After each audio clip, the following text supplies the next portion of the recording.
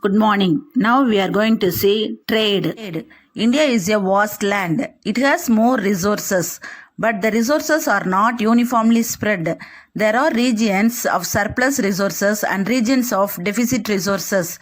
This leads to movement of goods from the surplus region to the deficit region through trade. You know what is meant by trade? It is an act of buying and selling or exchanging of goods and services. In olden days, the trade was carried on barter system. Barter system means goods were exchanged for goods.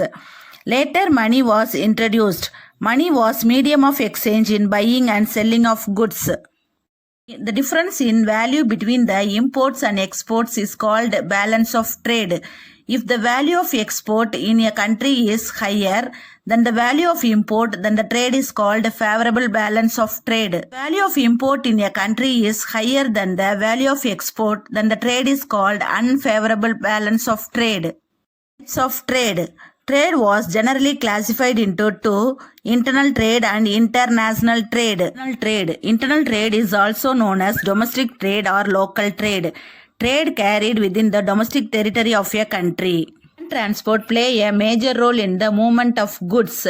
Local currency is used for this trade. Example, tea from Assam, coffee from Karnataka. International trade. International trade is also known as external trade. Trade carried on between two or more countries. Water transport and air transport plays an important role in the movement of goods. Foreign currency is used for this trade. Components of trade. Export and import are the two components of trade. Export means goods and services sold for foreign currency. Imports means goods and services bought from overseas producers.